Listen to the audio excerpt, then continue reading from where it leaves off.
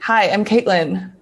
This is my talk, Hacking the Planet, Intro to Avionics Security. My Twitter handle is 0x26D. It's in the corner. Hi, a little bit about me. I'm Caitlin. I've been working in InfoSec for nearly 2 years now, and one of my main hobbies is aerospace and computer security. I've been fascinated by aerospace, or anything aerospace, ever since like Interstellar came out in 2014. One of my plans after the pandemic ends is to finally take flying lessons. I want to get like my sports pilot license. This talk will be about the security and cryptography of the onboard computer systems on aircraft, what side channel attacks are, and some hardware security. This talks about a really specific job field in the aerospace industry. Lots of large aerospace companies in the US that do defense contracting have engineers that are dedicated to this type of hardware security. Some vocabulary. Avionics, by definition, are the electronic systems on aircraft and satellites, anything that goes way up in space. Crypto systems are defined as a pair of algorithms that do encryption and decryption. Side channel attacks, they are defined as attacks that are based on the information gained from the implementation of a computer system to derive the secret key. This is Intro to Avionics. This is a diagram of all the different computer systems on an aircraft, from power systems to fuel management systems to navigation and guidance and instrumentation and data. The DCU, which is like, I would call it like the big brain of an aircraft, is it stands for Data Concentrated Unit. It basically takes all that data that you see below it and it concentrates into one area.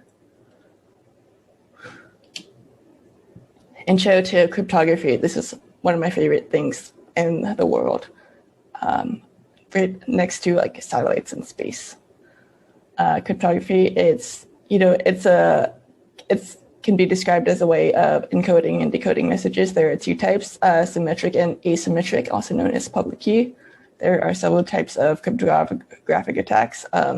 Password cracking, which I'm sure we're all familiar with, collision attacks, birthday attacks.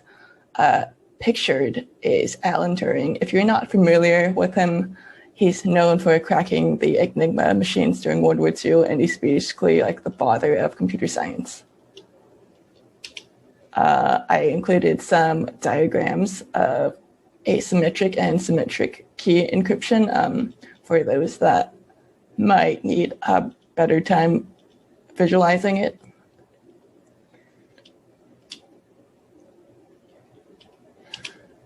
Side channel attacks. These side channel attacks are hardware cryptanalytic attacks that exploit the physical behavior of a system, such as timing, power consumption, and electromagnetic emissions. Other types of side channel attacks include power analysis attacks. This is basically what a side channel attack is. It's not a very good diagram, but I thought it gets the information across.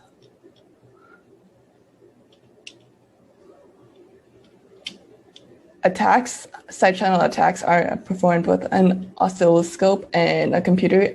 The oscilloscope is to capture any traces that a computer might emit, a computer or any sort of system.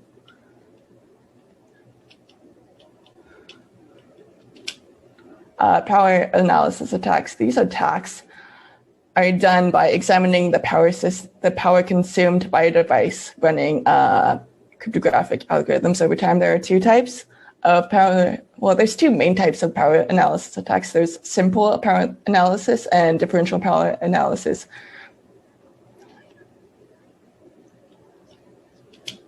Simple power analysis, these kind of attacks, they recover a single key from one transaction They require a strong signal, close proximity to a target device, and they're usually usually applied to public key cryptography systems.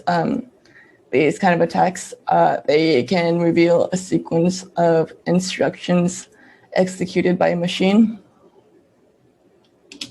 And this kind of attacks, these whole power analysis, it's very math heavy, lots of big brain concepts. It's usually a subset of electrical engineering if you've ever studied engineering in college. This graph here, it's a model of a simple power analysis attack. It's exploiting a power trace in the RSA algorithm.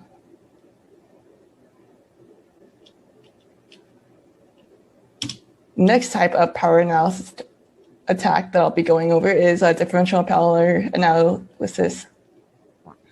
A DPA, they're a form of side channel attacks that monitor variations in the electrical power consumption or the electromagnetic emissions of a target device. These attacks, they measure different parts of the chip to recover the key. These attacks are a lot more powerful than single power analysis, and then they're also a lot harder to prevent. This is a simple representation of the DPA attack. Like I said, this is a very math-heavy concept. I just think it's super cool. But I won't be going over all of this information in the slide, but it'll be left in my slide deck if you want to check it out for later. So back to avionics, what is shown here is called an FPGA-field programmable gate array. They're everywhere. More on FPGA. These chips, they're integrated circuits. They're used in a wide array of systems such as avionics, encryption, supercomputers, probably cars. I mean, your fridge probably has one as well. I wouldn't be surprised. They're everywhere. They're in a lot of applications. These integrated circuits, they're considered secure due to the code customization it allows for. My analogy for this, if you have a hard time like understanding the concept, I would consider it, think of it as buying a plain frosted cake at the grocery store and decorating it yourself. That's the best analogy I can think of for it.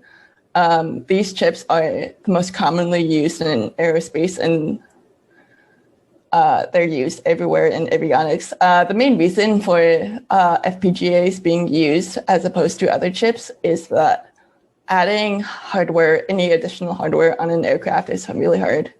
And given that the fact they're the most commonly used ones for that reason, and also they're just a lot cheaper. So back to avionics. If you recall, I used one of these graphs in my previous slides. So think of all the applications that FPGA chips have. They're used in literally every part in the computer system on flights.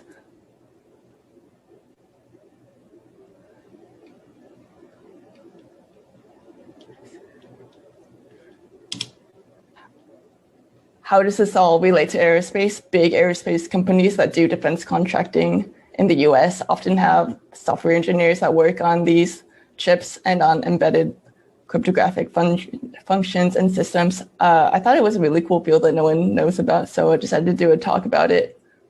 Like I said, a lot of these concepts, they're pretty math heavy, a lot of physics. I could do like an entire talk on like probably differential power analysis alone, but I just wanted to do a broad overview of this talk today to kind of like understand what side channel attacks are and how that relates to avionics. And yeah, this is my talk. My Twitter handle up below is 0x2060. You can follow me, but yeah, this is the end of my talk. So thanks very much for that.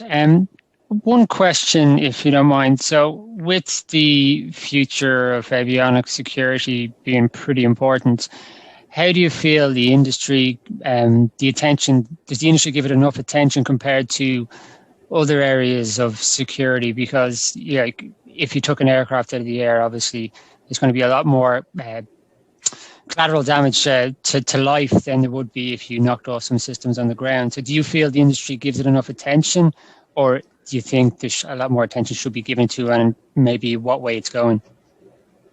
For aerospace as a whole, I would say there's not much attention to this. I think primarily the bulk of money and time that goes into this is for the defense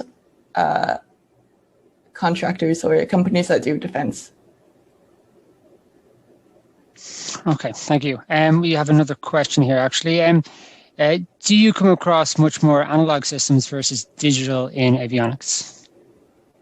Oh, that's a good question that I have not really considered. I'd say there's a big shift in moving towards digital systems versus analog for airplanes, especially in defense. I'm sorry, I can't really answer your question, but that was my best answer that I could give you. Yeah, that's no problem at all. So I don't think there's any more questions there. So I think we have a few minutes there left. So if there's no more questions, then I think we'll wrap it up then, if that's all right. Okay. All right. Thank you very much for your time, Caitlin. Appreciate it.